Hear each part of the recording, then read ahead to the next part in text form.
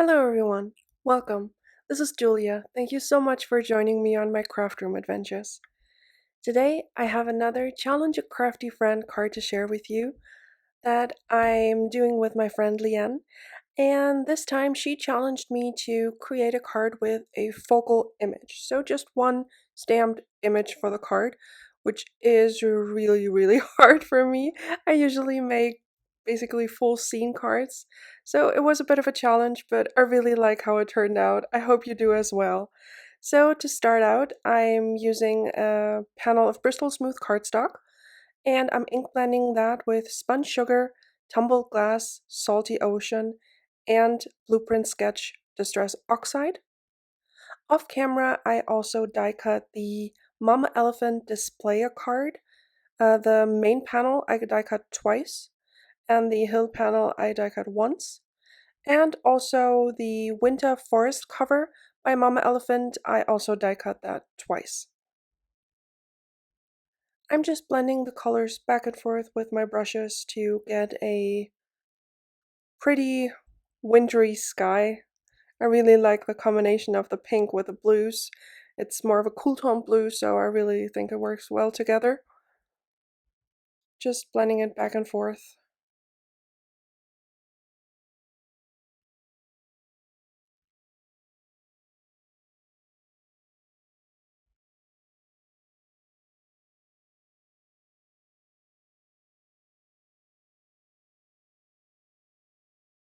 Accidentally pulled a bit of the darker color too far down, so I just wiped off my brush and went over it again. That's the beauty of oxides, you can move them even after you've placed them down. Now I wanted to add lots of splatters. I'm using the Dr. P.H. Martin's Bleed Proof White for my snow, just with some water. Then I'm using Coliro or Finetech watercolors, the metallic kind, in sterling silver and in moon gold, and just splattering them over my background. And here I'm just showing you how pretty the shine of the metallic watercolors is. I really like them. And I'm also adding some of the spun sugar to the hill panel. I die cut the 3D arch banner by Mama Elephant, and I'm also using the tumbled glass on the top edge of that. And if you're using this particular banner, just make sure you also ink blend the top edge of the back. Then I use the Tsukineko shimmer spritz onto the Winterwoods cover and the hillside panel, just for some added shine. And now it's time to color my images, or my image. I'm using E40 markers for my bunnies. I'm using E43 as my darkest shade. Then going in with E41. I'm not using a ton of colors. E43 is still pretty light, but I didn't want them too dark, so E43 was plenty dark for this. Just blending it out with the E41. Now going in with the E40. Just leaving the lightest color still white. I added the shading on the right of the male bunny and the right side also on the female bunny because her face would be in the shadow behind his. Now going in with a second layer of the E43, pulling it out a little bit further, blending that out with E41, feathering it out into the E40, and now blending everything together with the E40. For my girl, I wanted her to have a vibrant, like purpley pink jacket, so I'm using RV69, RV66, and RV63, also on her little booties that she's wearing. Going in with the RV66 now, just to blend out the RV69, pulling the color in a little bit further, making sure that the pocket on her jacket is also shaded darker than the color that will be surrounding it, just to give it dimension. Now blending that out with the RV63.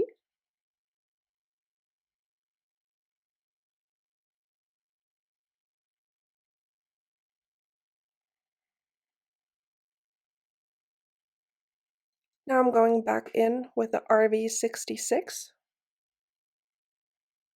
just pulling the color back out a bit further and blending that out again with the RV63. For my greens, I'm using YG67 as my darkest shade, and I'm coloring the scarf, her pants, and also the jacket of the bunny on the right. I didn't end up liking her pants this vibrant green. I realized that I should have maybe gone for a blue jeans color there as well, but I did end up going over it with T0 to just dull the color down a bit further, just to make it not look as garish, I guess. Blended that out with a YG63, and now blending the YG63 out with a YG61.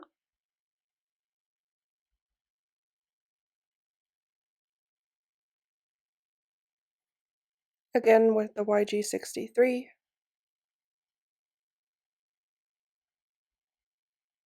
For my blue jeans color, I'm using B30 markers, B37 as my darkest shade and the little areas that would be in shadow. Then blending that out with B34.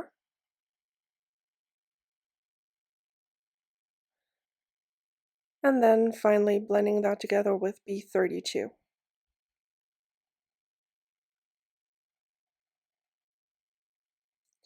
For the little bushy tails, I'm using W00, and for the booties or for the shoes that he's wearing, I'm using T5, T3, and T0. Then I realized that the transition was too harsh, so I also added in T2. And to give them some blush, I'm using actual makeup blush like I've been doing for the past few months, and I'm still liking it a lot. So now to see what you need to assemble the card, I have the main part of the shadow box display card cut twice, two of the Winterwoods overlays with a beautiful shimmer spritz on it, my background panel, and the hill that also has the shimmer spreads. Now with this die, I found that you really need to reinforce the score line that the die creates because I had some issues with it not folding correctly. So to avoid that, I make sure to just use my scoreboard and reinforce the score lines, and that gave me a much better result. Just doing that for both sides.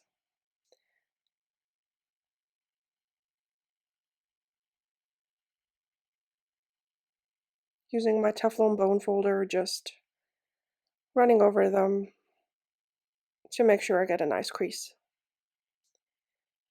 There we go. Now to fold them. You fold the innermost score line away from you. Then you fold the next score line towards you. And the last score line you fold away from you again. That gives you like a little V, I think. No W. Not sure.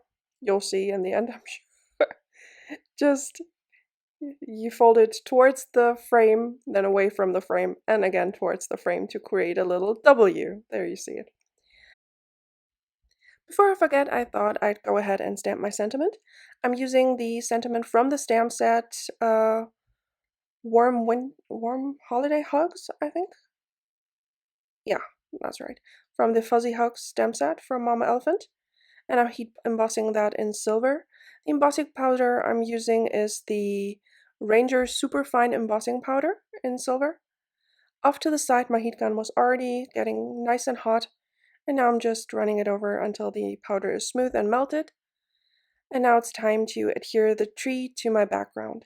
I cut off everything except the bottom because that allowed me to maintain the spacing that the die creates, so it's just easier to adhere in basically two panels. I just added liquid glue to the back of the trees that I knew would end up on the panel.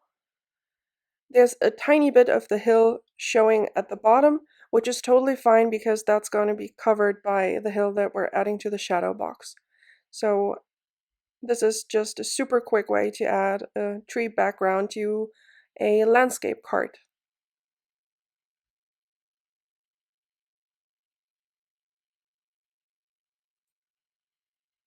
Off camera, I just used my guillotine trimmer to remove the excess. And now it's time to assemble my card. On the top flap, I added some score tape. I just folded it flat, aligned the second part, making sure it's straight, and press down. There we go, that's one side attached. And now it's time to also add my hill. I put the card down face first, as you can see, remove the backing paper of the score tape, and just close the flaps of the display card onto the hill. This way you can make sure that it will fold flat and there's no like bend in the hill.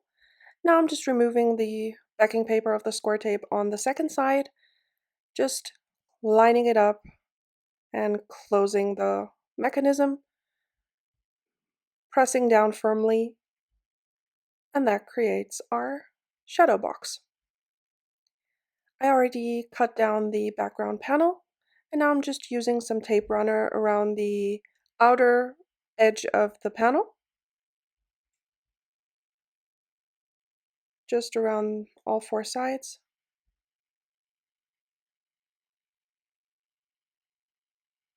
And then I'm just carefully sliding it into the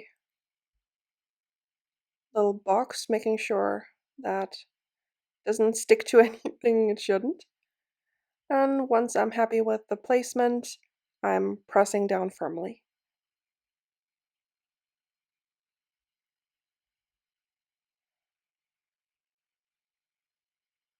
Also from the back. And the display card obviously cuts out the window in the center. And I always find that it's easiest to adhere a card base on a flat surface. So I'm just adding in the piece that I didn't really need for anything else, just in there so that I have a flat surface to adhere my card base to.